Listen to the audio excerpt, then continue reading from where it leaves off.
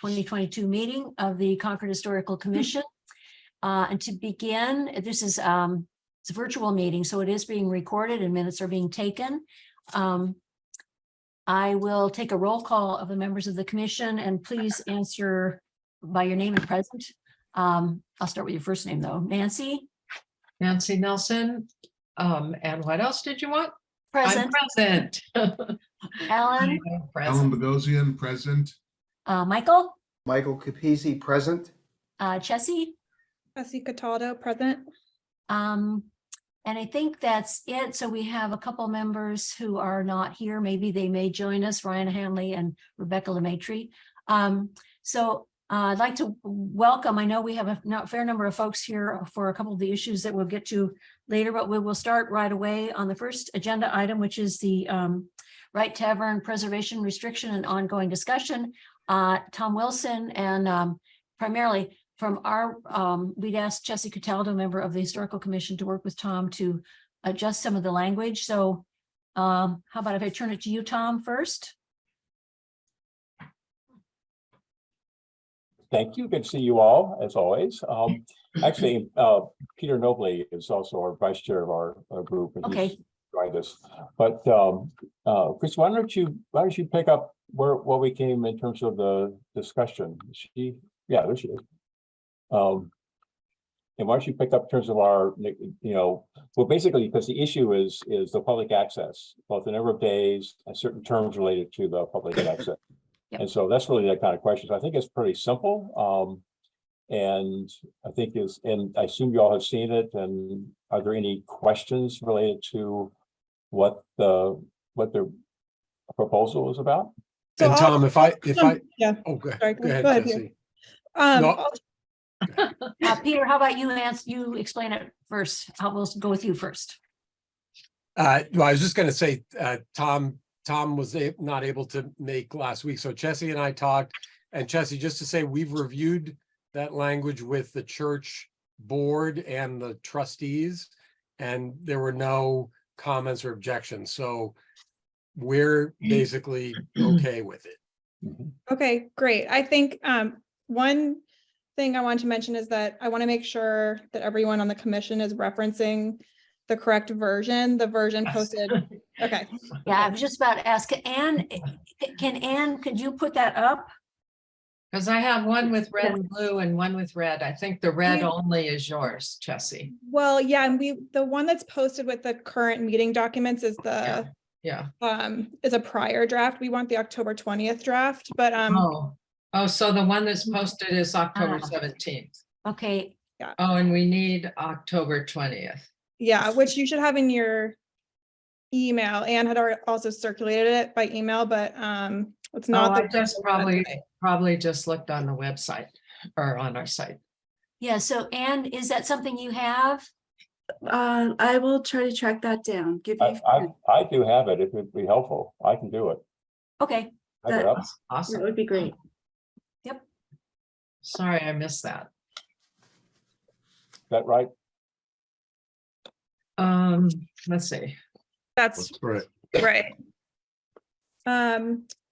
So, for my part, I think the draft is in a good place. I think that's great news that the church is on board with this. I think it ensures material amount of public access. So, Melissa, I'll turn it over to the other commission members for their comments and insight. Okay.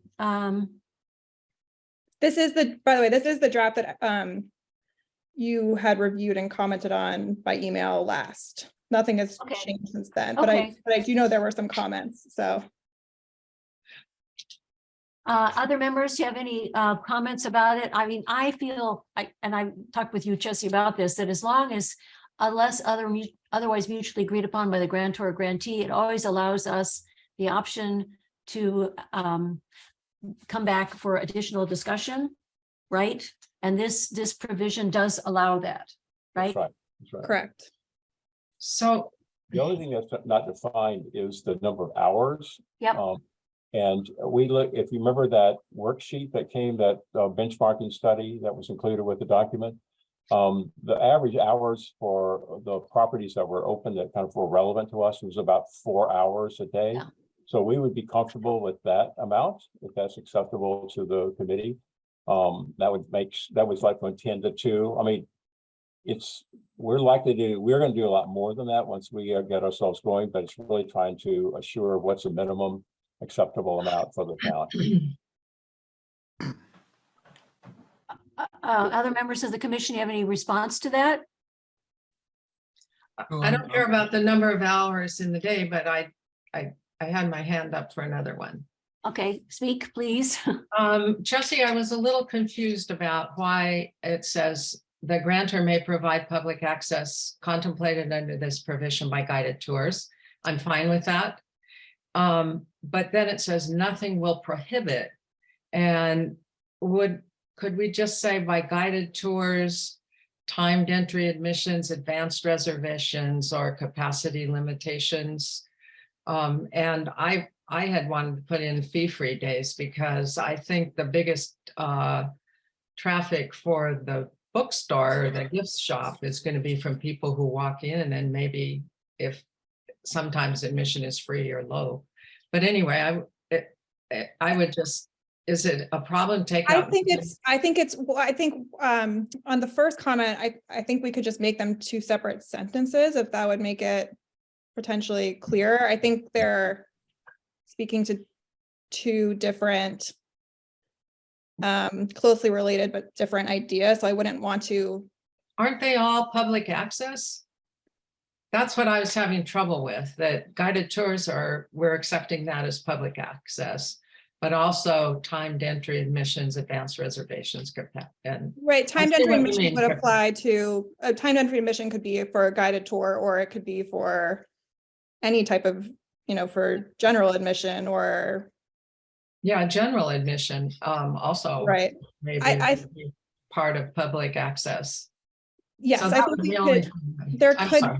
no, it's okay. I think it was important for first, and Tom, I'll let you speak, Tom and Peter, but I think it was important for First Parish to have guided tours specifically called Yeah. out in there. Oh. And that was fine by me because it's not an exclusive list. And it's so clearly public access guided tours, especially when you look at every Yeah. other historic Oh, site. yeah, I have no argument with that. And then I just thought, adding other illustrative examples, we could certainly go down that route, but I just don't think it's necessary.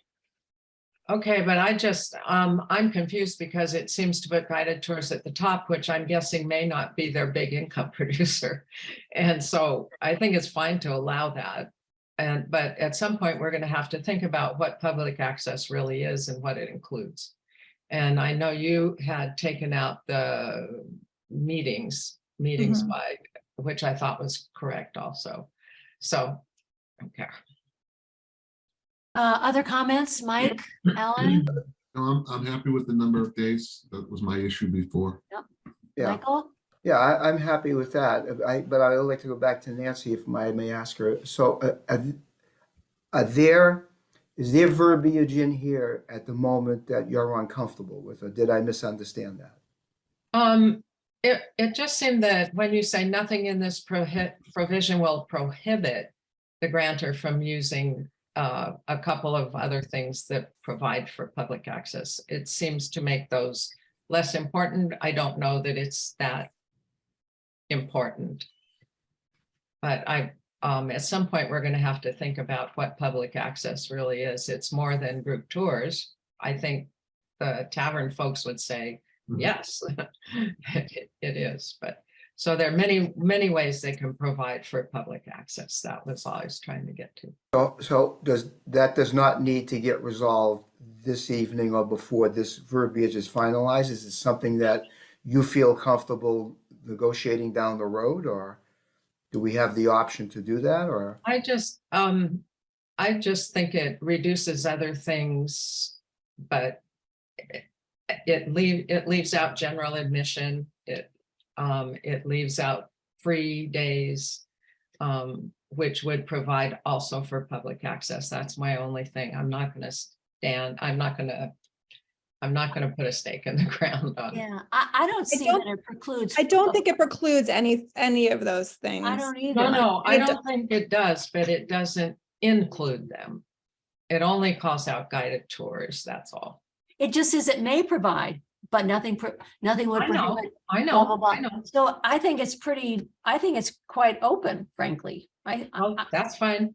Okay, so, So Nancy, my understanding is that you're comfortable with what you're seeing in front of you right now. I would prefer it to be more inclusive of what public access means, but I'm not going to put a stake in the ground on it tonight for that. So yes, I okay, won't vote against it. okay, because I think the other thing that I think is important is it still says unless otherwise mutually agreed upon. There's nothing in this that prevents us from coming back to the Right Tavern group, First Parish, and Right. saying we are uncomfortable with the lack of community access. This is a No, hypothetical. I love that, but what's Okay. community access? But I just want to ask Jesse, Right that's now. true, right? That's true. We can always come back and talk at a further date. That doesn't mean you can force their hand to agree to something else down the road, but you can always come back and revise the provision. You know, I think one question is more generally, you know, what is our role here? I think our role is to ensure public access. I don't think our role is to dictate exactly what that is going to look like. No, but should we define public access? That's basically the bottom line question I have. I So agree. So Francesca, I do think, you, but I think Nancy, you can add additional examples, but it would still be permissive because we're saying may provide. So you can add illustrative examples. They still don't have to do any of those things. Right, That no, makes sense. absolutely not. I think They're just an array, it's just a menu of public access, that's all. Right. That's fine. Okay. It seems to me the general act, the public access is really defined in the first sentence. First floor building will be open to the general public on days and at times and blah, blah, blah. So it's public access is that it's open to the general public. Yes. Maybe that, does that resolve that for you, Nancy? What does that mean to you? Can people walk in and buy a ticket? Yep. Exactly. Anytime it's open for meetings or guided tours? Well, that's going to have to be worked out. For example, if we have a school group, we may not allow general public to come in because there'll be capacity limitations. Right, No, but that, But that's how it is on That's- any website you go on. It has a thing at the bottom that says, if you're a school group, email X Yep. email address and you need to reserve however many days in time. advance. Exactly. yeah. No, time. that's- that's true of just about any nonprofit museum. Yeah, so I think it's very reasonable. That's fine. Okay, so, Anne, I'm assuming we should actually take a vote on this? Anne? Yes, please. Okay, take a vote. Okay, so may I have a motion from someone, please? I'm trying to find where it said, oh, there it is, never mind. Right up top. Anyone? Jesse, would you like to make a motion on your, Am I allowed? oh, maybe not, because you're in a, yeah, I'm sorry. Nancy, I'd feel comfortable if you made the motion. No, I'm You not don't- gonna if- make the motion. If you don't make the motion, I don't know if I feel comfortable. No. Okay, come on, you guys. I'll vote in favor. I'm not making the motion. Alan, would you make a motion, please? I make a motion, we accept the proposal as written for the Right Tavern preservation restriction And this is on public access. on public access. Public. Dated October For 20th. 2022. 2022. October 20th, 2022. Okay, so do I have a second? No, Nancy, you're not gonna second it? I'm gonna vote for it. Okay, I'll second it. Thank you, Michael. So all in favor, I take a roll call vote. Nancy, Michael, Aye. Alan, Aye. Melissa says aye. So it has passed. Yay. Thank you, Tom. Thank you, Jesse, very, Thank very you much all. for your Thank work. you. Thank you, Jesse. Thank you all. Thank you, And one Peter. thing I think we should make sure happen, just to clarify, that for the X, put down 4 hours. So that I think that we need to put that in the document as a amendment, if that's acceptable, because right now it says X, it's not defined. Yeah. We probably should should state it as 4, so everybody's clear. Is that okay? That seems very, very appropriate to me. And I'll send you the Word version. Okay, Sounds great. Thank Okay, you. so- You So have a good- this then goes back to town council, am I correct? yes, that's right. Yeah, it goes to council, then I think they produce it, they send it to our council, who then sends it to us. And then I think it goes, is it signed at that point by First Parish, or does it go to the Mass Historical Commission first? I don't know the procedure, I forget, Yeah, I don't know offhand either. okay, but we'll follow that and we'll follow it through, so.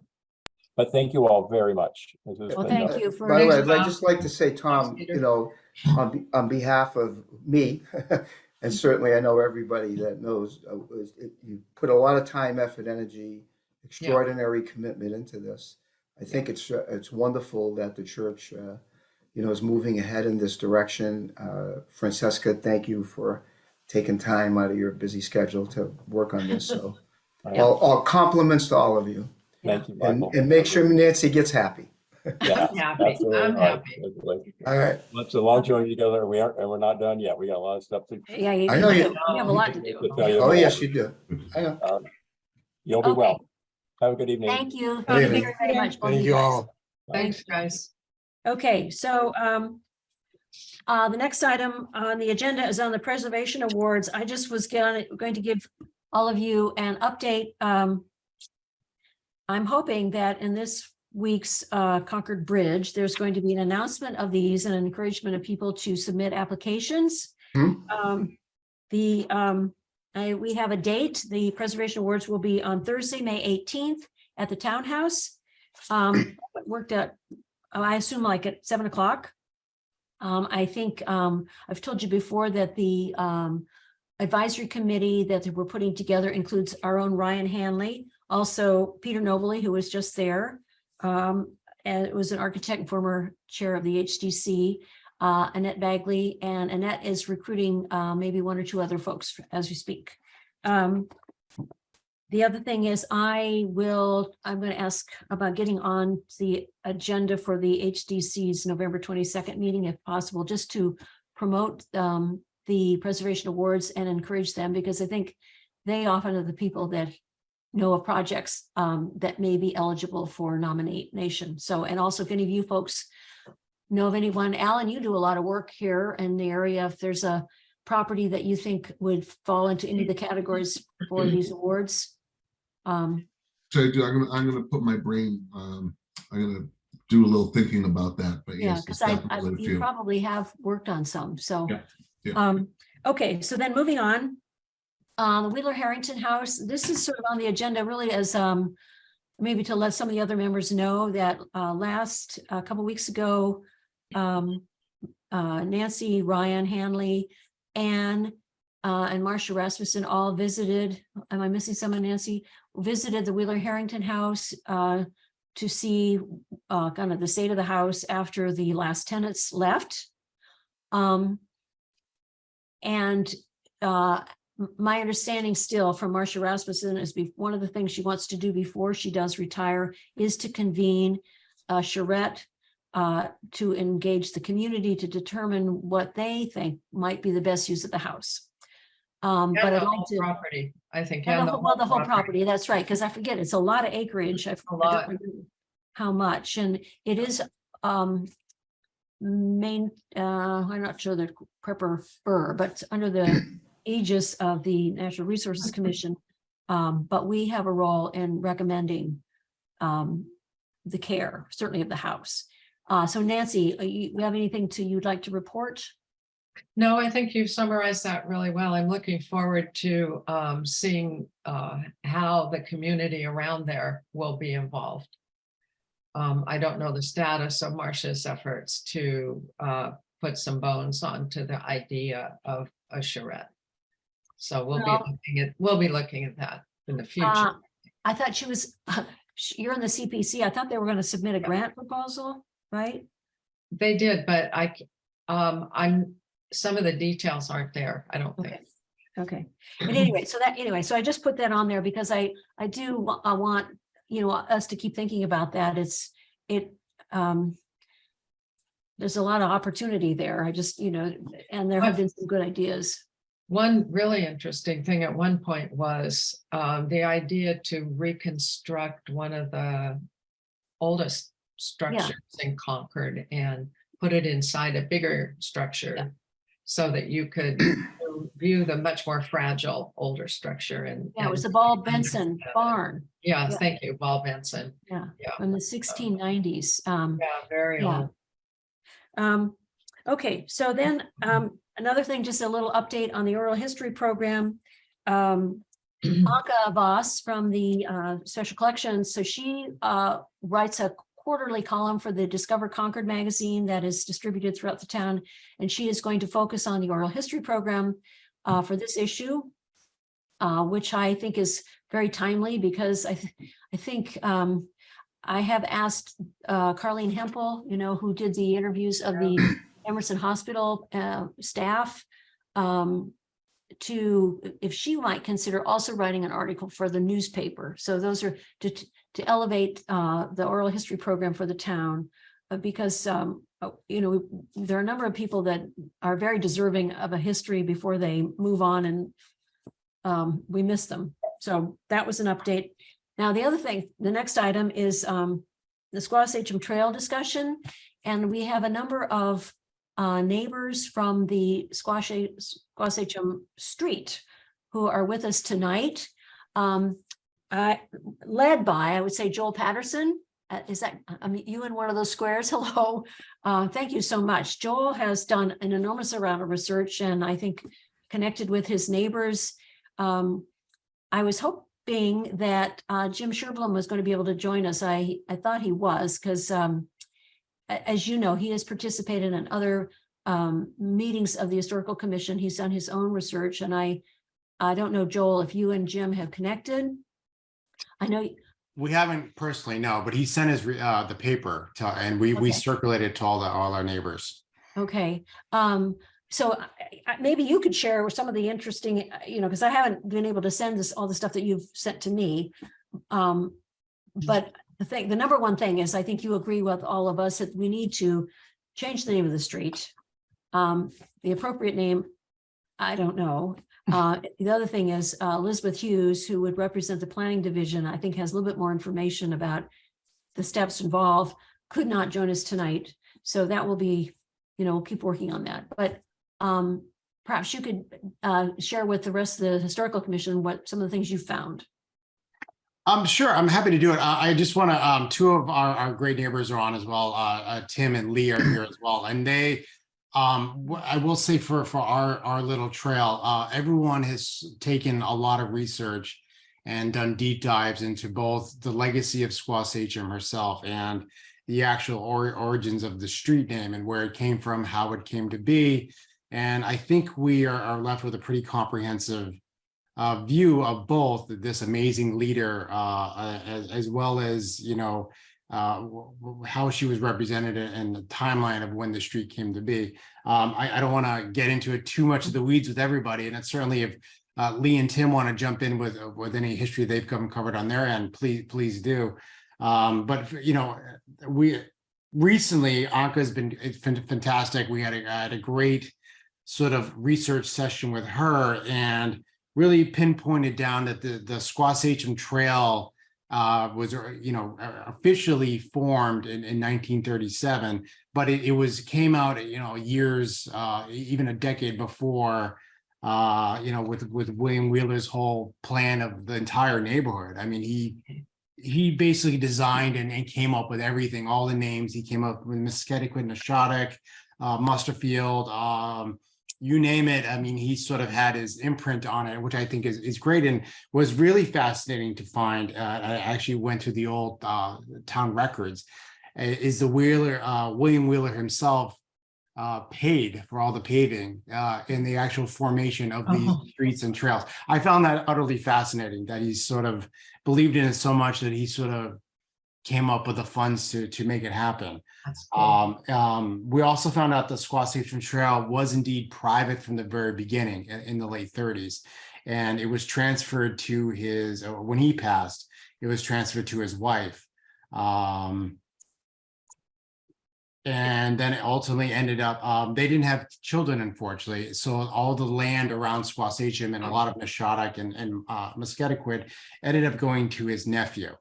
And his nephew's name was Berkeley. And you're going to see a lot of public records in the 50s of Berkeley selling off lots here and there for homes to be built, which we thought was interesting. So, I mean, and then of course, when things were bought and sold, and things eventually, the trail that we know today, our little section of it became a smaller section that remained a private, trail with homes on it.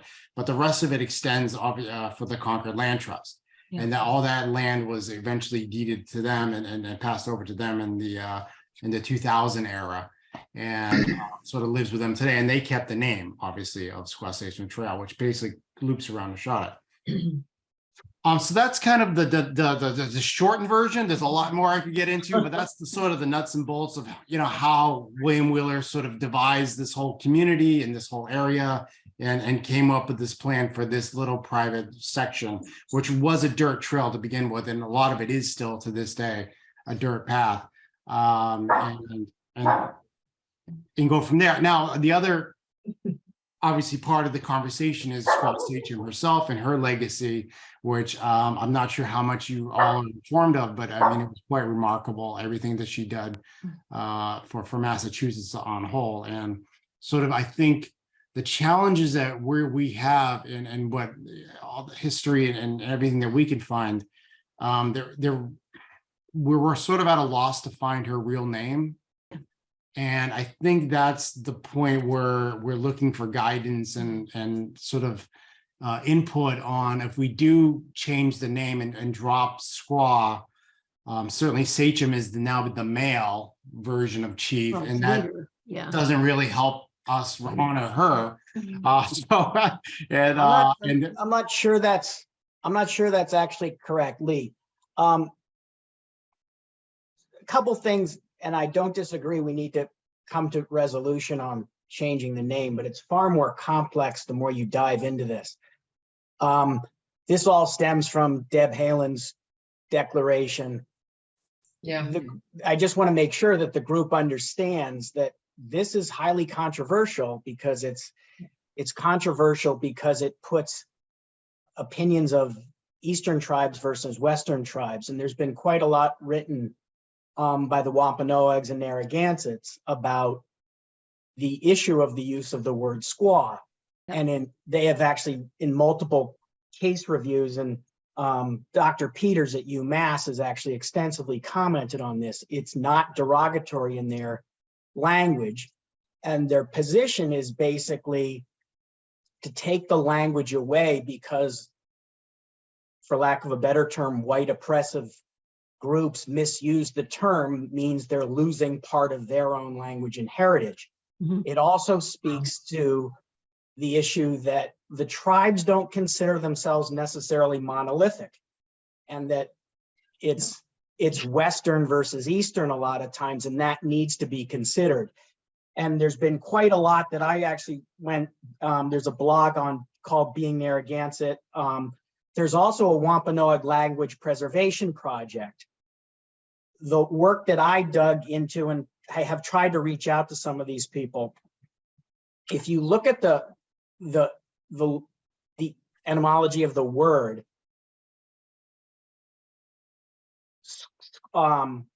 Sagamore, aka the bridge, is male chief. This may not be exactly correct, but I'm trying to research it. Sanskawa is the term female chief. And where this gets really complicated is, I understand completely taking away the term squaw, but what gets complicated here is it's not just a use of a word, it's an actual historical figure. Mhm. Now, some of the work I did in digging through Nathaniel Shurtleff's work, and Lemuel Shattuck, by the way, Concordian, did the first issue. You guys all know the story, started the first census. they actually have records of her and her husband dating back to 1637, validating the purchase in these Wow. records, and she's documented as Squaw Sachem. And the going argument is it was practice, one, not to refer to women, but two, that was her title. So it gets quite complicated because we're not just changing the name. We have to be cognizant of the fact that we don't want to wipe out, in theory, a historical figure who happens to be a woman, who by all historical record was quite powerful, AKA controlling lands that extended from Concord to Rhode Island down to the coast. So I think that has to be considered in any decision we make. And I think the group, at least on Squaw Sachem Trails that exists now, wants to make sure that whatever decision we make honors that powerful female leader's legacy to some degree. But I do think it's much more complicated than even what was portrayed in, say, the article in the Concord Bridge. There's quite a lot of debate on this issue, and it's not resolved, and we probably aren't the group to resolve it. But the other thing that I want to speak for the group, but we also came up with, if nothing, we also want to make sure we put up some kind of commemorative plaque or monument to her and the discussion, so that this can be at least recorded and validated, whatever we decide. Thank you. I think we all agree. We have talked about some incorrect signage or plaques that are already existing, the Jethro's tree, for example. And I agree with you that our collective doesn't have the historical bandwidth to do this. We have, I'm sorry that Ryan Hanley's not here. He has reached out to some other scholars in the field, and Jim has also, the superintendent Minuteman has given us names from various tribes to reach out to. But I think the best thing is that we're having this discussion. I totally agree with you. She was an enormously important historical figure, and it is unfortunate that we don't have her real name. The name she does have, of course, signifies leader, that she was the major chief. I'm not, sure how we've got to continue to investigate more about her and what the Native tribes would feel is most respectful. I think we all want to do that. And that's one of the things Tim and I mean, you can chime in, Tim, I don't want to speak for you. We were sort of looking at what's the actual Native translation of Squaw Sachem, and in certain paintings of hers that exists, instead of calling it Squaw Sachem, it's Sunskawa. And I don't know if I'm pronouncing it. And it would be hard to spell, but if we can live with Musquetaquid, I argue to honor her legacy. I think Jim pronounces it Sansqua, yeah. right? I don't know the correct either. Again, and I don't know if that's still considered offensive, but if that's in fact the Algonquin actual literal translation of her quote title, I think at least it should be considered as a fitting way to remove the racial undertones of the word while preserving her heritage and also the heritage of the Eastern tribes that inhabited Concord and the area. Yeah.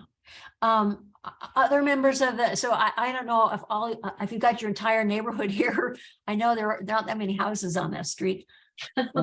But I guess I'd like to have a sense if all of you feel similarly, and I think we need to talk with I guess Marcia Rasmussen, who is the head of this whole planning land management department, to ask, what might be the next step, and who else the town can reach out to, an historian, a tribal leader, to kind of come together with some appropriate steps forward.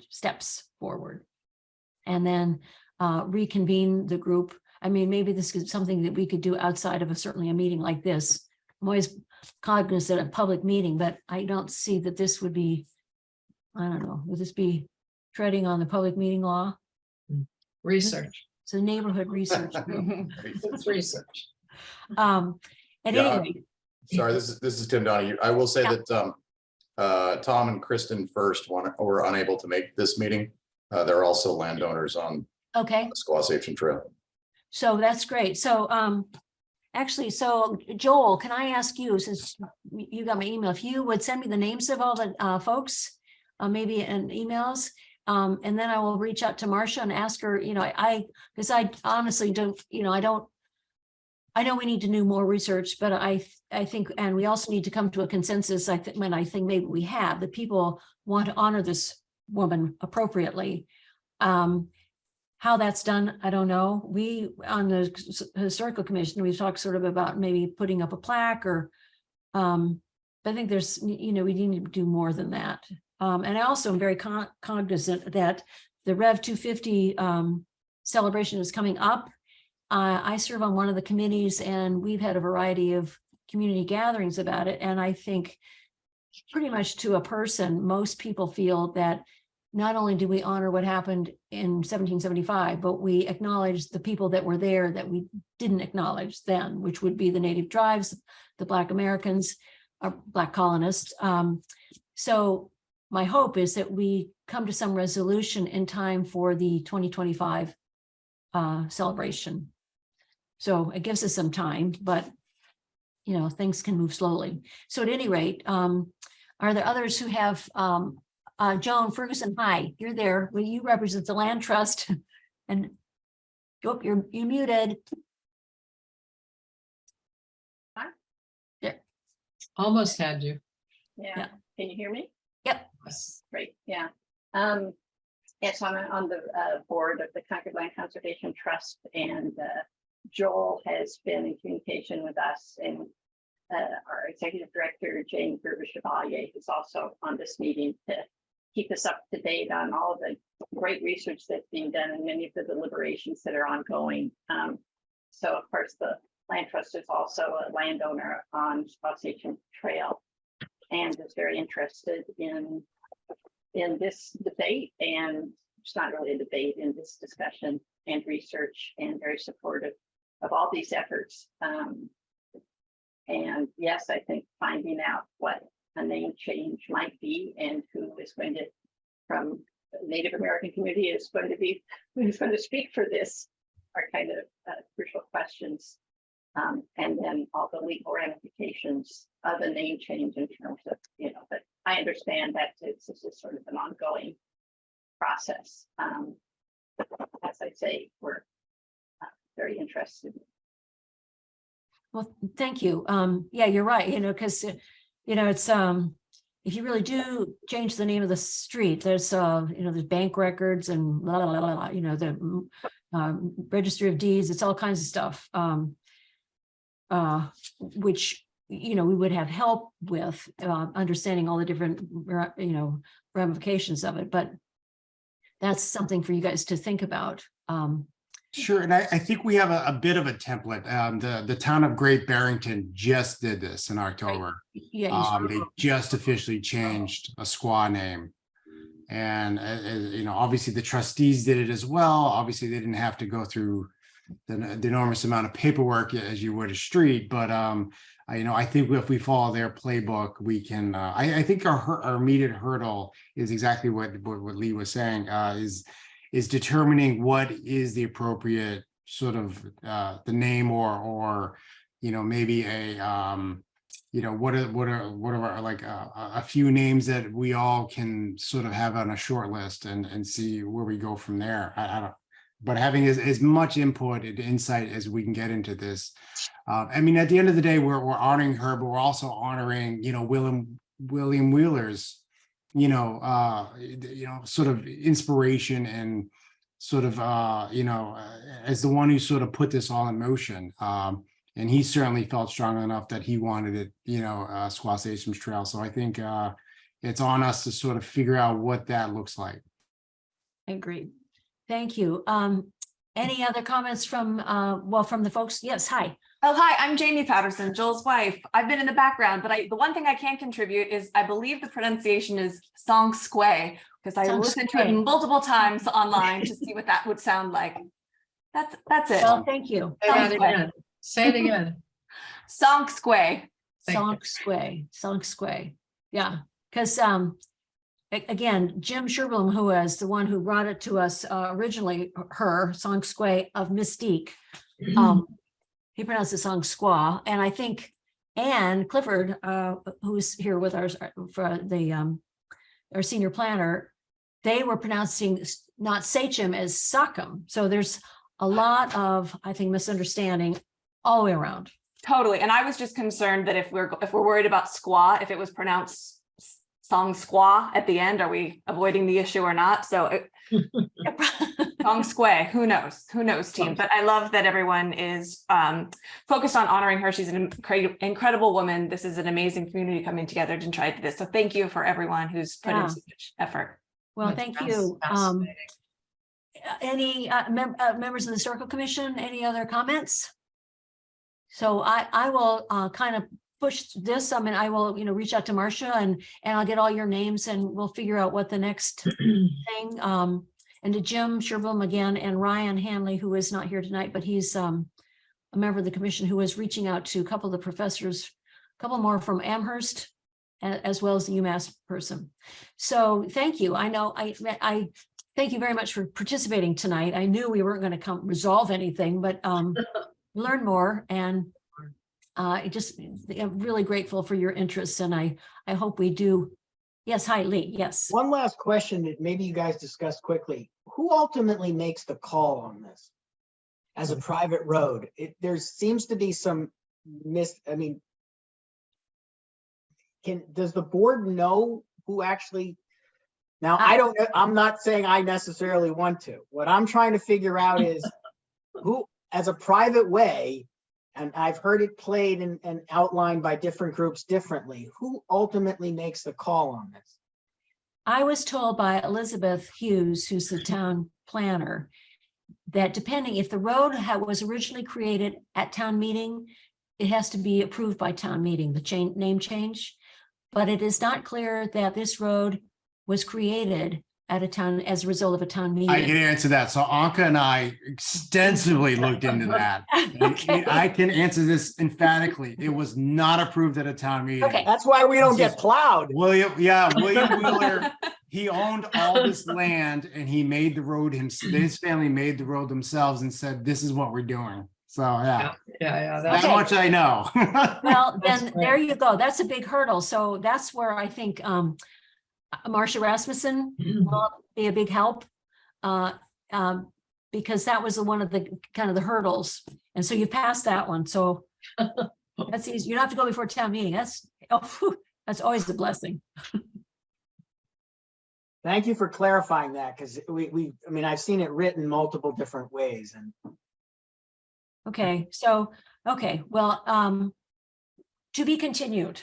Thank you so much. So if we find something out, I hope by the next meeting, our next meeting is December 8th. I think we want to keep moving this along because I do hope that we get this all tidied up appropriately before the 2025. Maybe even a lot sooner. So thank you so much. Nice to see all of you. And, we're really grateful for your interest. Very good. Thank Yeah. you. Appreciate it as well. thank you. Take care. Thank you. Bye, Thanks. everybody.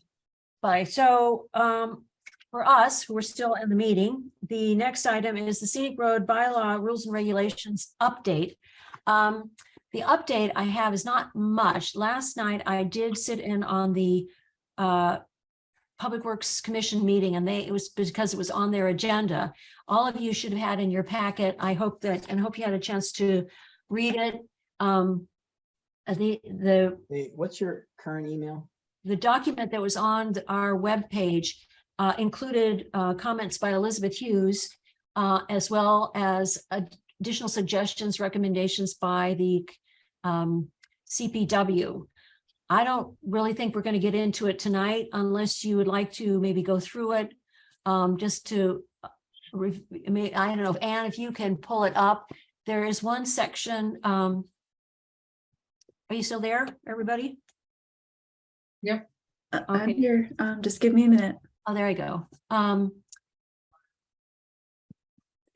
Without Elizabeth kind of interpreting some of the changes they're suggesting, I don't feel, really comfortable about some of the discussion, although there is one section where I feel that the Public Works has maybe overcomplicated the rules and regulations, and it's not quite in the spirit of my understanding of what the scenic roads bylaw was intended to achieve.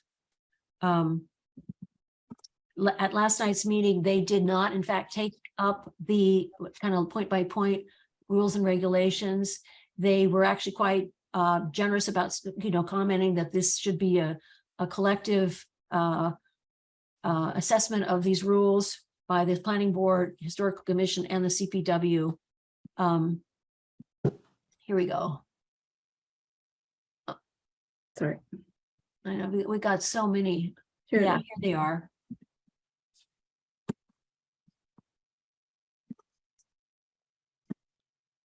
So this is, except this isn't the one where this doesn't show Elizabeth's, I guess it's just not pulled out. I see what you've done. Okay, I see it.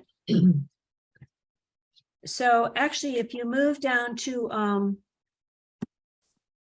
section 1.4.8. Page 3. Yeah, here. So this section in the brackets, the CPW is proposed. It's this area that I, speaking personally, feel was a little I felt kind of unnecessary. What this section deals with proposing a new scenic road, that if we're going to propose a new scenic road, you should consider all these items, either traffic management group, MAPC, the Metropolitan Area Planning Council. I don't, that just does not make sense to me. The idea is you're evaluating the qualities of a road here in Concord, with particular attention to its history in the town, the trees, the stone walls adjacent. So this other stuff seems kind of a diversion. So I don't know, have you folks had much of a chance to read it? I've read it. I think it's overcomplicated, and if you applied these same constraints to other actions and proposals in the town, within a right of way or any number of other things, I think it's really quite oppressive bureaucratically, and not really anything MAPC would be interested in. For instance, this is it's a local issue with the town trying to figure out what its historic roads are and scenic roads rather.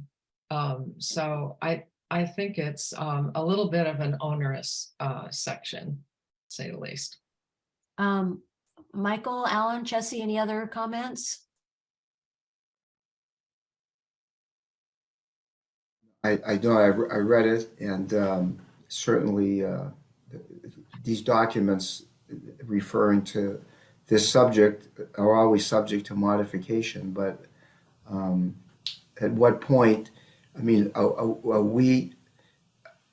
I think you referenced having dialogue with other boards and or staff members to kind of finalize this. Is that Yep. correct?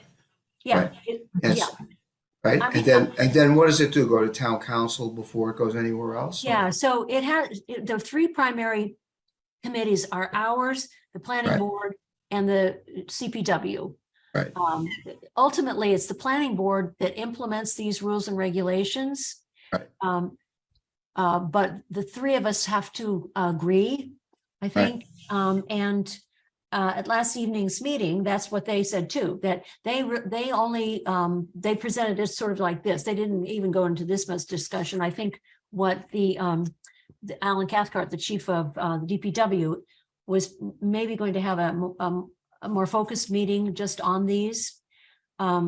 Obviously, because it affects his workload, and I appreciate that.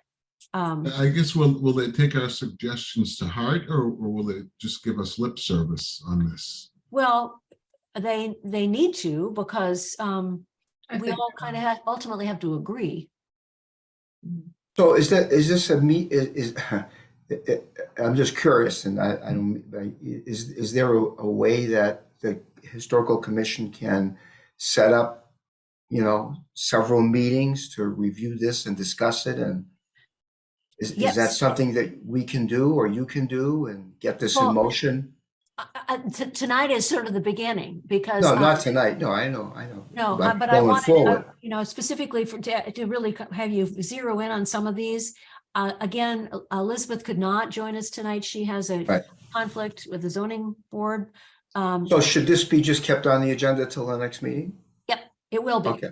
It will Okay, be. good. It will be. And I then- just and then- wanted, I think one thing I heard at the beginning of their meeting yesterday was Alan said, gave a specific date for a future meeting when they would have a well-evolved discussion about this. And I didn't actually catch that date. Yeah, I And didn't I don't either. think you did. So I didn't either. Public Works is thinking about a future meeting where they'll look at it more comprehensively, and we might join them at that time. Would it be beneficial to be, have a strength in numbers type of thing? Oh. Well, we can't have too many of us, right? Well, oh yeah, that's a violation. Well, but it's a public meeting. We would be participating in a We're just public meeting. listening. Yeah. Well, I don't see the problem with that, because I think it would be helpful if we were there so we could hear their reasoning for some of these Concern, yeah. things. Yeah. I really agree with Nancy, though. This is about Concord. This is not about the MAPC. It's not about Massport or Mass Mm-hmm. Highway. It's about Concord streets, and Concord's history. And that's, I'll double check on the meeting date. okay. and Get back to folks. Okay, so if we do find it and it's before our next Yeah. December 8th, thank you, meeting, I'll make sure you know. So if you're available, you could sit in on the meeting. So thank you. Yes, I just really wanted to, call these out to everyone. But I think it will take a while to resolve these.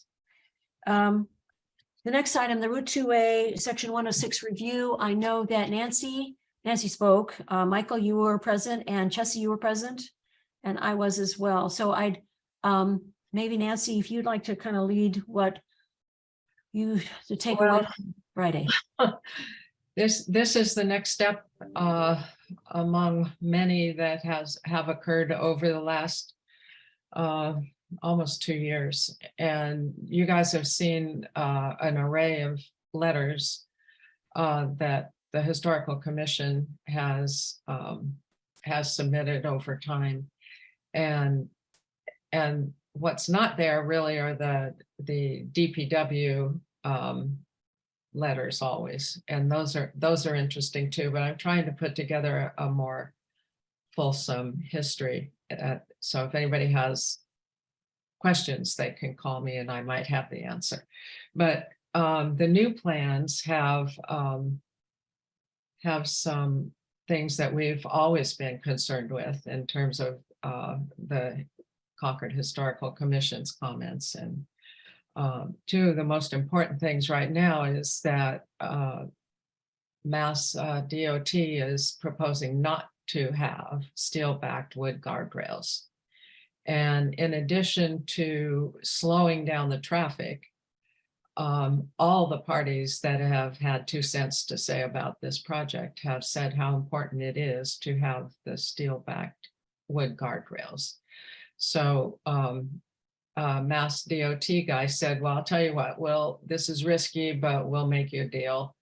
If the consulting parties will go along with this plan, we'll agree to pull the steel guardrails out of the current contract and try to get the steel-backed wood guardrail. I was tempted to say, well, how about this? The consulting parties won't appeal to the Advisory Council for Historic Preservation if you do the the steel-backed wood guardrails and remove what seems to be a very troublesome pedestrian crossing at Bedford Road. The National Park the commission has really endorsed the national parks position in the past, and they're very concerned about a crossing at Bedford Road. And so we need to make a response by the 18th. Next Friday? Which is very short turnaround time. I think the last time we saw anything from them was January. And now it's October. Typically, there's a 30-day turnaround time for things like this. But they want comments by the 18th to be included in what is called a determination of effect, which is when they'll say if this project has any adverse implications for historic resources or not. And then that determination from DOT will go, I think it goes directly to the State Historic Preservation Officer, or maybe, yeah, and then ultimately Federal Highways has to concur, and there is a submission. I may have that confused. It's 106 process is complicated.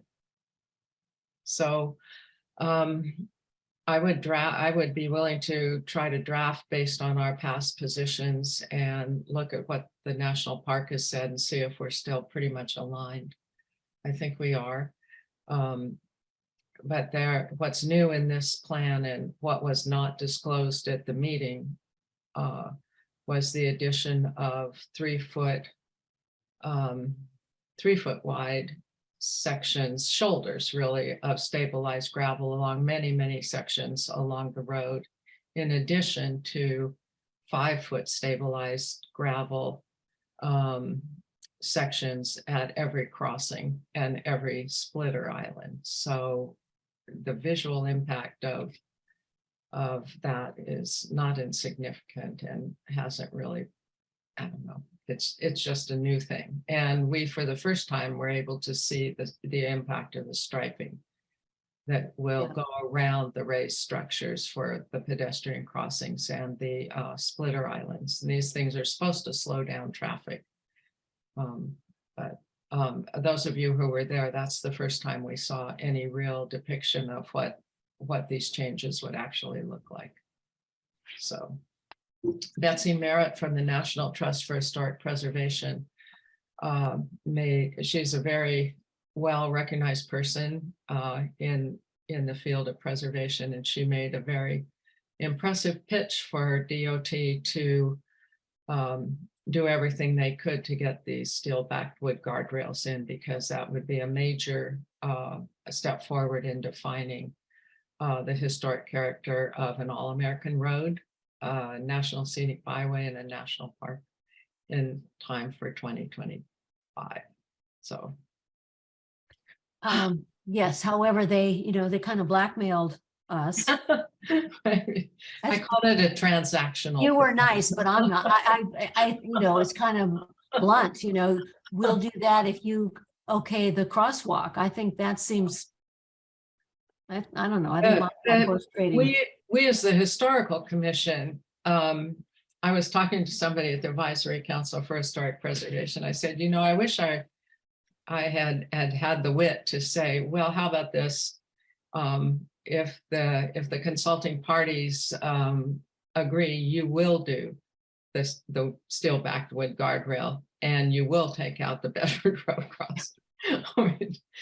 But that is something we could ask for a meeting, depending on what the determination of effect is, and if they say it's nothing, we could ask for a meeting, and maybe that would be productive on certain topics. So the Historical Commission has some options, and the Byway Committee too, for that matter.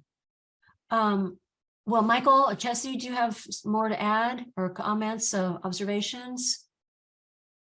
Chessie, you have something you'd like to say? No, I think that was a great summary. Yeah.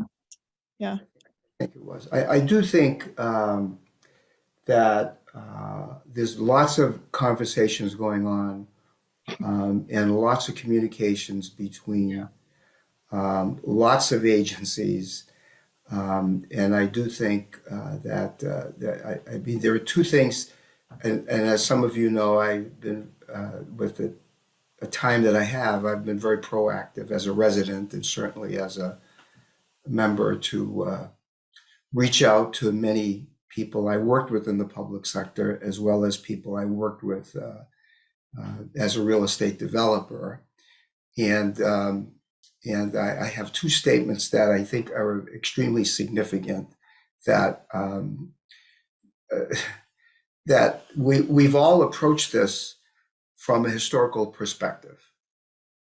And not I don't want to preface it in a way that is an issue. We've all approached it in terms of the historic significance and relevance of the park and the road and et cetera. And I think that I had a number of conversations. So I'll go to the end and then we'll go to the beginning. As some of you know, I received an earmark from the legislature several years ago to restore a structure on Route 2 located in Acton that is part and parcel of, it's owned by the DOC, but it's part and parcel of the horse farm with the state police. So I've worked with them in the past. In initially working with Joanne Gibson, well, I lived in Lincoln 20 years. I've been in Concord about 23 years. So I think I know the road well. I've personally walked it over the last several months 3 times. And I met with the state police there 3 times. And each individual I met with said the same thing. These are their statements. Now, this will manifest itself in a different direction, that any pedestrians or any bicycles on 2A, as it is right now with this width, with the turns, with the speed limits, is an extreme safety hazard. And they would have to be spending a heck of a lot of time there responding to incidents as well as trying to minimize incidents. The second thing that, again, just from a perspective of process, is that the fact that Minuteman High School is located on, I believe, 65 acres, an access off Forbes Road, an access off 2A, 650 students from 9 communities, and only 3 of those communities were stakeholders because of the location of Battle Road. None of those other communities that are sending students there knew anything at all about the scope of work, et cetera. I did speak to each of those towns. And so there's 2 issues. We have process and then we have safety. Now, we've all looked at it from a historical perspective, and that's important. And that is really what we're going. But now I think the third thing is we have a new administration. We have a new governor, and that individual will oversee the Department of Transportation. So I think based on any dialogue I've had, whether it's with former Secretary Fred Salvucci, who has been part of the process, and I know that he's a transportation advisor right now to the new Healy administration in terms of a transportation group. I think that there's enough serious safety issues that are going to focus on those things that are important to us from a historical perspective.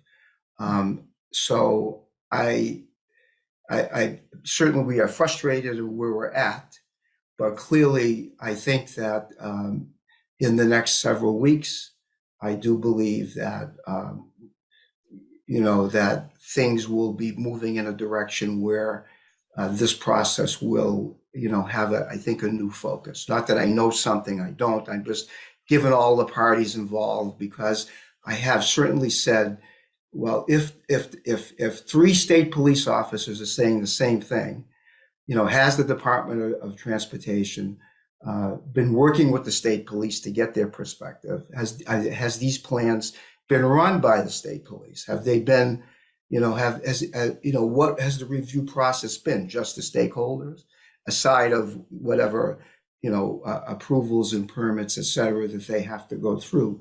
So I think there's a lot of issues here that have not been addressed. And I think there's a lot of concerns that have not been brought to the table. And so I don't want to keep going, but I do know that, with all the hard work that the Historical Commission has done, all the hard work that I know you have done, Nancy, and with the Scenic Road group and et cetera, I do think that there's, this is a serious issue. And I'm going to just say from someone who's lived there around here for 43 years that, and I have friends that live on Mill Road and Mill Street, and et cetera, introducing any bicycles along that road in a large amount or pedestrians, let alone, and I know I made a statement and I think people minimize it. I have children. I have children that, I have friends that have children. If in fact there are any pedestrians within a half a mile of that school, I know full well, as do several of the individuals I spoke with there, that some students at some point, they're going to say, let's go for a walk. And they're going to take a walk, and whether the crosswalk that was going to be located in proximity to the school, my understanding has been removed, at least out of the plans. But there are others, and that crosswalk on Bedford Road, it's just doesn't make any sense. Besides the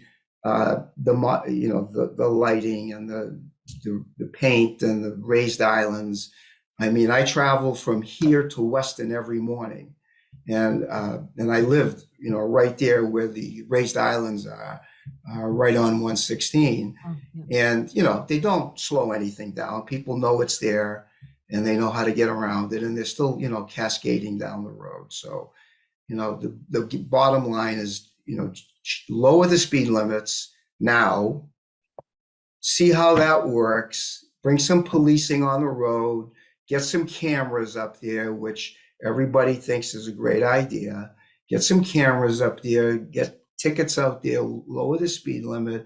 But look, there has to be a approach now. We've done all the historical things. We've got, everybody involved from a historical perspective, letters from the Paul Revere Memorial Association, letters from the Old North Foundation, letters from Historic New England, letters from, from whoever, and it just doesn't seem to have any merit. So now there's two ways of looking at it, and I'll stop talking. I really appreciate that you're putting a point on the safety. And that, I'm not saying you haven't. I'm just saying to you that. But I'm glad you're emphasizing that, because the commission actually has raised some safety issues. I know. The pads in the middle are pushing the bikes and the pedestrians, any of them who are silly enough to be out there to the edge. And now these stabilized gravel things are supposed to be the way to mitigate that. So if you're on a bike, you can run off the side of the road. And it just, you're right though, that issue hasn't really hit home. No. And if you invite people down onto that road, the way, widening that road is not very feasible. Right. And it is what it is. It's a constrained road, but if you invite people, the bikes go through pretty much. They go through. They're trying to get somewhere else. But for the people in Lincoln neighborhoods, to invite all those people down on this road, I just think is so. Doesn't make any sense. Not logical. But these raised structures are theoretically supposed to slow traffic down, and they have some percent of effectiveness. Yeah. And if they're not effective, guess what will happen? There will be more. Right. But the state police, two of them said that there's going to be a lot of vehicles hitting those raised islands. That's given the speed. Right. That's So better. clearly the left hand, again, I don't want to talk, but I did work with Fred. I was at the Turnpike Authority when he was Secretary of Transportation. And there is a process, and it just doesn't make sense that we're here and there have been a number of parties that have not been part of the process. So something is missing, and something doesn't. There's a disconnect somewhere. And the fact that they want to, move quickly right now, and as I said, there is a new administration, and so hopefully there'll be an opportunity for all of you historical advocates to make this case at a level where where there is 2 phases. The first well, phase, They say no. They say I know, no. no. I know what they say today. I'm Yeah, talking about in 2 Okay. months. Yeah. My only suggestion, Michael, I agree with you 100%. As you saw me going to Boston, I do a lot of work in Boston. Yes. And I don't know if you've seen what they recently have done to Tremont Street, Mass Ave. And again, and I don't want to reiterate it, but you look at Tremont Street with the bump outs they just put on Tremont Right. Street. Right. And what's happening are people that reduced it from 4 lanes to 2 lanes, and people are going to bypass the roads. They're going to bypass 2A, and they're going to find an alternative way to get to their destinations rather than going through that historic and scenic road. They're gonna go around 2A because Well, if you lower the speed limit, put up some cameras, do some policing, writing tickets, it's going to slow the I traffic agree down. with So you. people, and that will reduce the amount of traffic on the road, and you won't have to go and do some of these radical things that change the character of the road. And in line with that, they're trying to make all our roads bicycle friendly. Yes, no, I don't disagree. But if you're not widening the road, Right. if you're not widening that road, how can you have doesn't make bicycles sense. on there? I agree. You can't. It's agree. 10 and a half feet wide each lane. I agree. And and you're in the middle of a park and there's a high school. It just doesn't make any sense, Mhm. just so you know.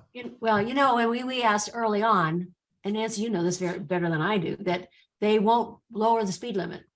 We asked that from the beginning, and what Yeah. answer they said they require some kind of elaborate. Yeah, but they something won't lower the else. speed limit now because they want the project to go forward the way it is. And Yeah. that's really where we're at. So, now it's time to have a new look at it.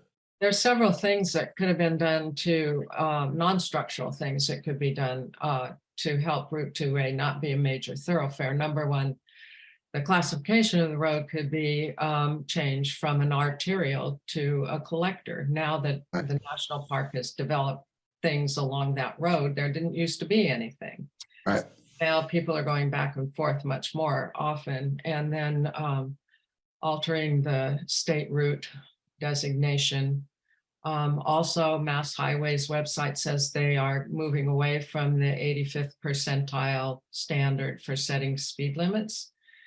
I just do think they have more discretion than they've been willing to exercise here. And my experience with mediated agreement years and years ago with Mass Highway, it was helped very much by the support of Governor Weld in terms of Right. affecting the convening of a group that did find some better alternatives than the ones that had been proposed for Right. the eastern end of the park. So political, yeah, we'll see. We'll see. But I mean, I think that I think I'd say this. I remember I was interviewed by a reporter once on a mill that I purchased and renovated, and they asked me a question about saving structures, and I said this. I said when I worked at City Hall in Boston, I said there were 3 approaches. If you wanted to save something, you try to work with people, and if you can't do it, then you try to save something. You try to work around people. And if you see that they're going to take something down that has relevance or radically change it, then at some point you either walk away and let it happen, or you work through people. And it sounds, harsh, but no, at this point in time, we have to save that road of the way it is and make sure that people aren't hurt, especially 650 students at a high school. So I think that it's all there. I just think it all has to come together. And I do know, Bessie Merritt and Rona Simone and a lot of agencies, entities, and people are talking. So hopefully this will all come to fruition, and we have a new administration to take a look at it. Hopefully. We'll hope for consultation. Yeah, so, well, in the meantime, we do have to get an answer back, something back by Right. Friday. So Nancy, maybe you and I work up something, and then Anne, it's okay if we send it out to everybody through you, and if people make comments back through you, is that, Yes, sure, of course. that's the way we did it through, with Chessie and the Yes, public that should work. access language? Mhm. We're just, you just be efficient in your responses, because I do want to meet the deadline, but It should be simple to draft something based on the commission's past positions. Right. And also emphasizing the importance of the guardrail. I think Right. that yeah. that seems to have everybody's support. I know we have a guest to the evening, Philip Holster. You want to identify yourself, I think, and unmute yourself. Hello. Whoops. Sorry. Can you hear me? Having We a can little. hear you. Okay, there we go. Thank you, Melissa. You have to, I think for the record, pretend you're at town meeting, your name and your street. Yes. My name is Phil Posner. I live at 223 Losbrook Road in West Concord. And I have to say that I'm a member of the Transportation Advisory Committee, but I'm speaking for myself. I'm not speaking for the committee. And thank you for inviting me to this meeting. It's been very interesting. I just want to say, as kind of an aside, that I'm a fairly avid bicyclist, and I was asked to participate in this process more than a year ago by a gentleman from the town of Lincoln, who was on their bicycle advisory committee. And to be frank, I rebuffed him because I had too many things on my plate and hadn't really focused. I couldn't really focus on this because it was just too much stuff. And unfortunately, Mr. Wolf had a serious bike accident and, is not really up for participating for a little while. And I said that I would at least step up to the plate and make some comments, which I think reflect his viewpoint and my viewpoint as well. So I first of all, I wanted to say I understand that I'm fairly late to the party. There's a lot of information here to digest. I haven't reviewed everything for sure. I have had an opportunity to review a number of letters that were prepared by the commission. And I'm really heartened to hear the comments of Mr. Capizzi just now with regard to safety.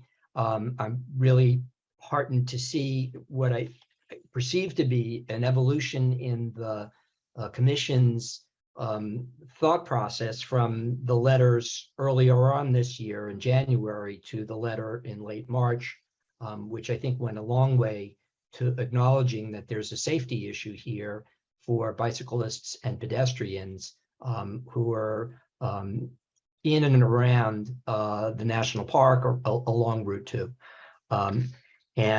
My hope is that we can continue to have a dialogue and work together with regard to the issues, because they're tough issues. These are, you had an issue with regard to your designation of a scenic road and had a lot of pushback from, I think, must have been CPW and maybe the Board of Public Works, because these are hard issues. I mean, they may seem fairly straightforward when you take the first crack at them, but then you scratch it a little bit and you see there's a lot of stuff. I do have a couple of things which I hope the commission will consider as it thinks about this issue and is getting ready to reply and continue in its process. The first is kind of following up on Mr. Capizzi's comment. I'm really glad to hear that he's clear that there's some very serious safety issues with regard to the high school students down down at the Voc Tech High School. But I want to emphasize to the commission that changes to the road, no changes to the road, there are already a very large population of cyclists using the road. It's not as if somehow, they're just waiting for the floodgates to open. Cyclists are already there. I've been using Route 2A for decades to get from Lexington to Concord and back.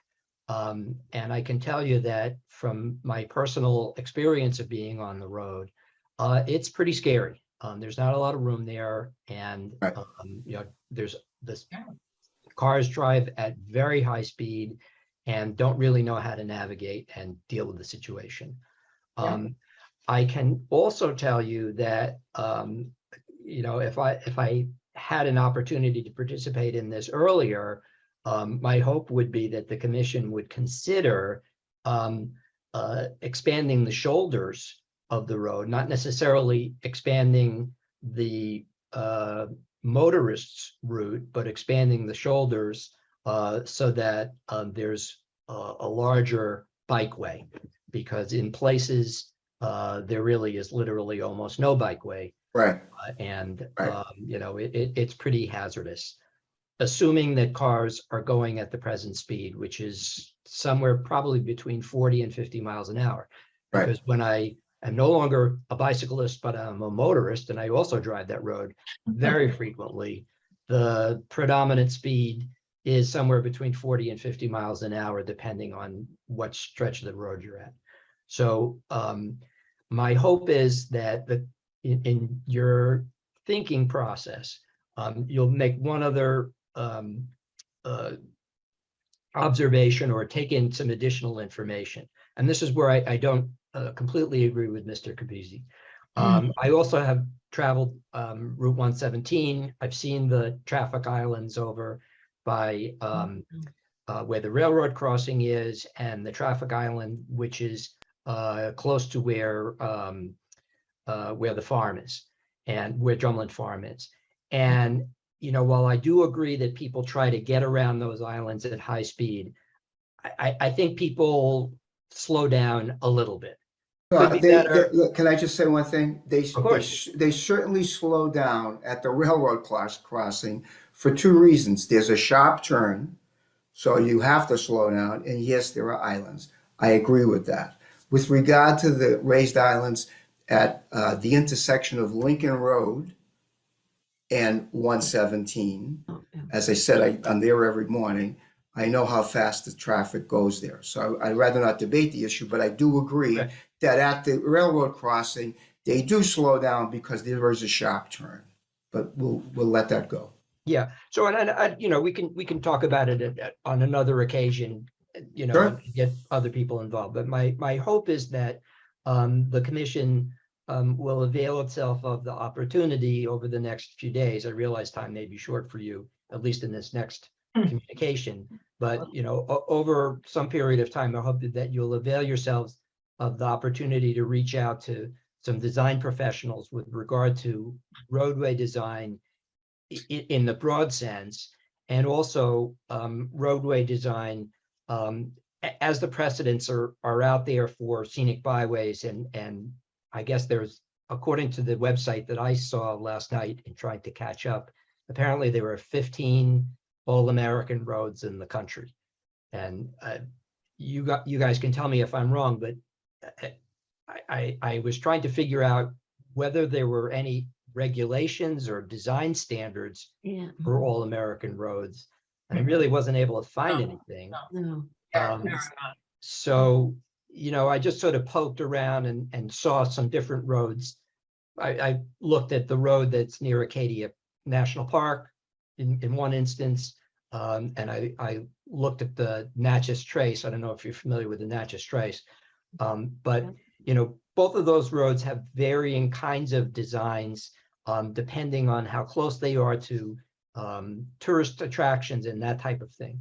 And I would hope that you would consider, as you're thinking about the kind of comments that you want to make and what you find acceptable, to think about the precedents, to think about what the perspective is for somebody like me on my bicycle, because I also enjoy the national park. I love going there.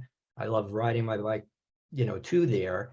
And, I am also a motorist, of course, but I know that there are literally tens of thousands of people who come to the national park by bike, because that's what they like to do. And hopefully you'll be considering that in thinking about safety in connection with the priorities that you have.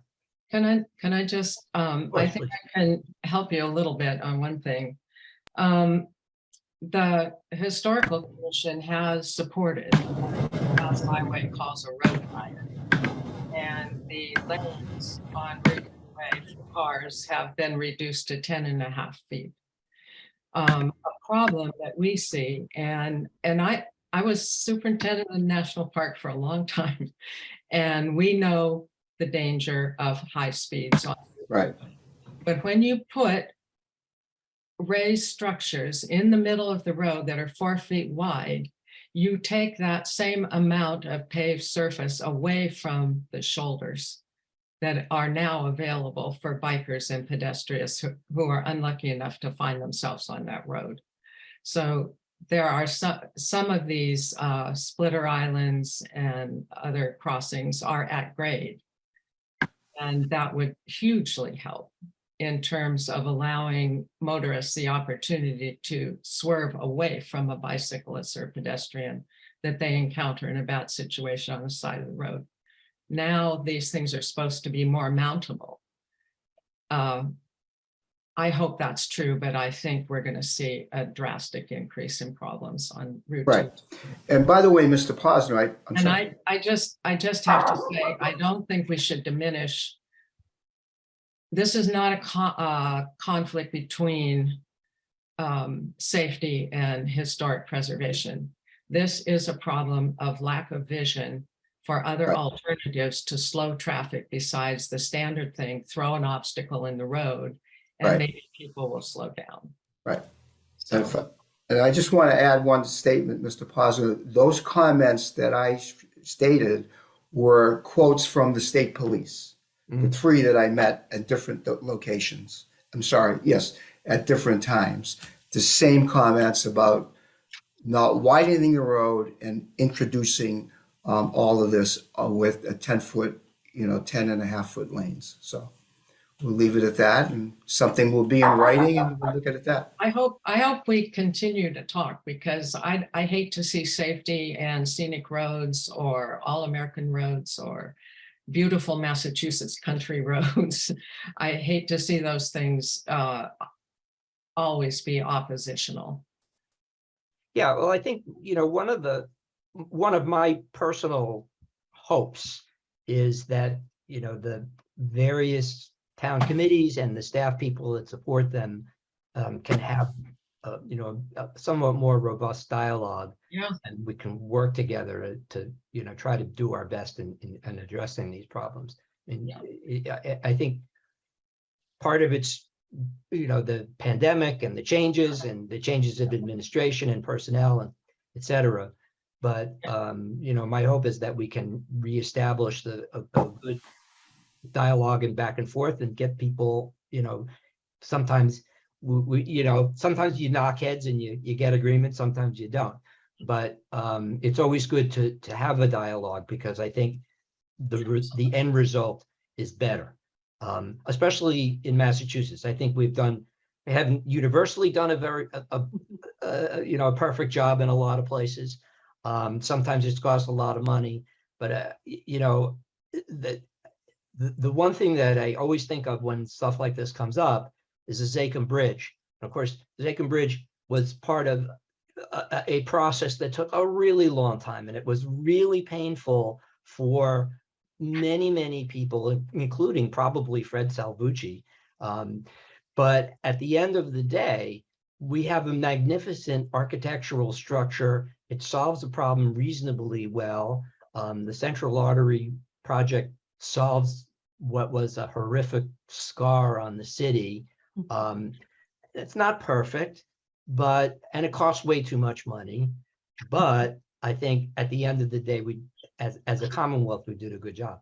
So, you know, this is a much smaller project, but still with a lot of different issues, and I think we can try to do the best we can. So I'll just add to that, that I set up those community meetings for Secretary Salvucci to present this concept of the big dig in the North End. So you know it well. I know it well, yes.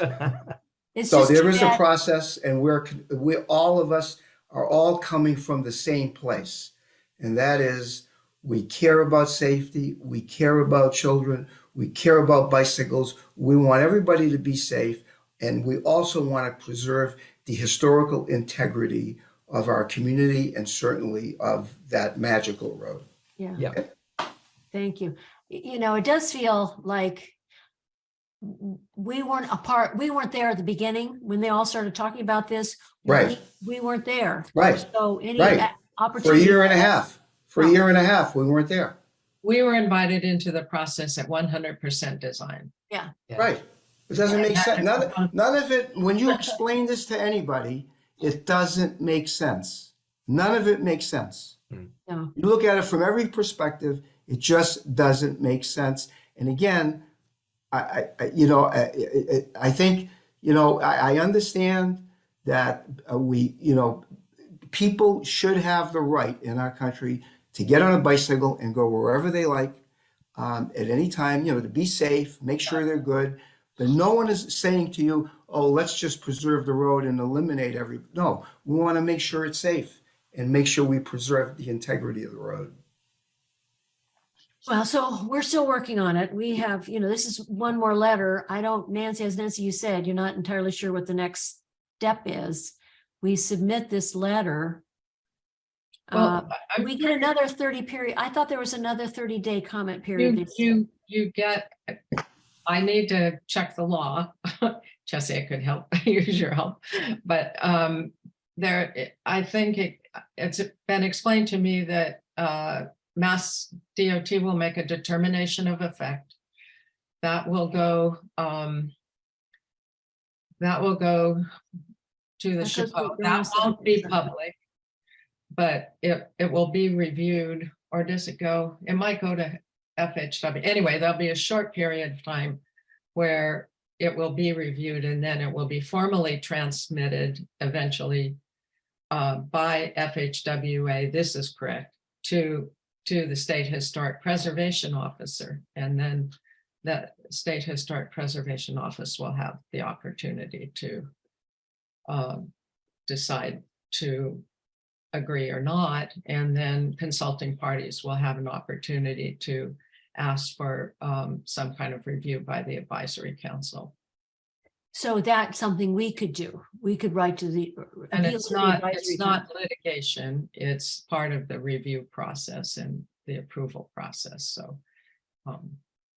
So they would review, and in the end, Mass DOT and FHWA would have the final word. Mass DOT primarily because I think Federal Highways has delegated a lot of authority to them. Well, thank you, Philip, very much for your very Yeah, thoughtful thank you for comments. coming. And yeah, it isn't easy, not everybody's happy, but hopefully we'll come to some resolution that's safe and preserves, as Michael says. That was the whole point.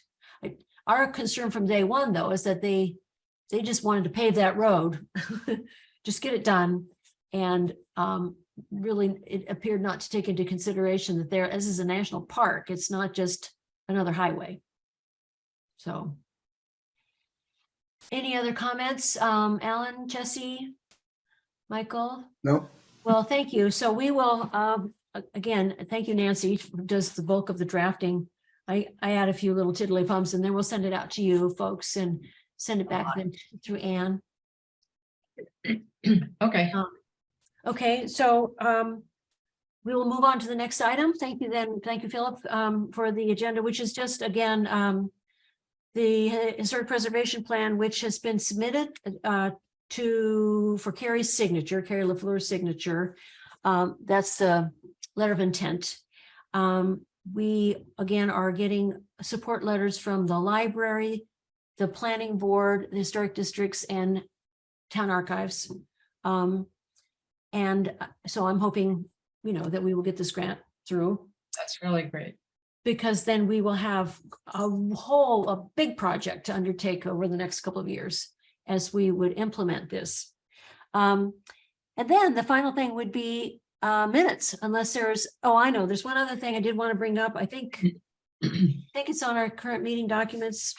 That's the whole thing. At I think 5 o'clock last evening, Anne got a letter from Massport, which is announcing that they will be conducting a new environmental status and planning report that, assessing the current and future operations at Hanscom Field. This is a subject that's really near and dear to Nancy's heart. So It's a big effort, actually. It's a big lift that they do every 10 years or something. and I mean, that CCs, copies of this went to like everybody in the Eastern Seaboard, as far as I could tell. Exactly. The one thing they do say that there will be a public meeting at 6 o'clock on Monday, November 28th via Zoom. So I will send that out to you. So if you're available if you'd like to sit in, as I said at some other meeting recently, that's how I first met Nancy Nelson was, I got hired to be her public affairs officer so we could fight Massport. It's deja vu. Want to do a whole lot of weird things to the road. Yeah, there were some great ideas about how we would, Yeah, it was funny. Is it a letter that's now on our meeting documents or current? Anne, I can't remember if it got put up or not. This was really late. I don't remember seeing it, but I didn't need to see it tonight, but I was just curious. But we will, or I think I can forward it to you. I can forward it to everybody too. How about I do that? And then we can put it up eventually. Yeah, I don't think I had a chance to put it up yet. Oh, Okay. that's fine. Thank Yeah. you. Thank you for not. Anyway, So this should be an array of options that they could possibly pursue. So it's not like they're rolling out a plan. no, I don't think so. No, I think the key, we'll learn more if you participate in their Zoom meeting. Yeah. Oh, That is on the letter. So then, now we could entertain the minutes of October 13th. Do I have a motion to approve the minutes of October 13th? Sure, I'll make a motion to approve the minutes. Thank you. Is there a I'll second? second. Thank you. All in favor, Nancy, yes, Michael, Aye. Alan, Aye. Melissa, I, Chelsea, I'm sure you'd say yes. I would. Okay, they pass. So is there any other item that anybody has that we should talk about? Probably we shouldn't because it wasn't on the agenda. I'm trying mindful to, but it's other business. under other business, I yes. have none. Anyone? Thank you all. It's a lot of stuff we're just pushing down to the next meeting. I appreciate that, but there is a lot of stuff, a lot of information to absorb throughout all of this. A much busier commission than I ever thought it would be. Yeah, well, we used to be kind of quiet, not anymore. More I fun. was thinking this might be a good transition. So the next meeting will be December 8th, I believe, Ann, that's right. That's the second Wednesday. I think so. I mean, it's the second Wednesday and we meet the second Thursday, excuse me, second Thursday. December 8th. And Well, town meeting, special town meeting. Does anybody remember? Is it the 17th or the 19th? I'll figure it out if nobody knows. Never mind. Yeah. Never mind. I don't remember. Meanwhile, so look for our draft letter and thank you. And if anybody does any more research on our Squash project, or if he's, I don't know where Ryan is here. I was kind of counting on him and Jim. but I'm very happy. I think that the neighbors are very engaged with this, and that's really important. So thank everybody. Good night. I'll have a happy Thanksgiving. That's Yeah. in between A now. nice Thanksgiving. Yeah, Nice Oh, that's Thanksgiving. right. Oh, so soon. happy Thanksgiving. I'm here. Yeah, did you order your turkey? I ordered your turkey. I love Thanksgiving. Good night. All righty. Good night, everybody. Thank Night. you.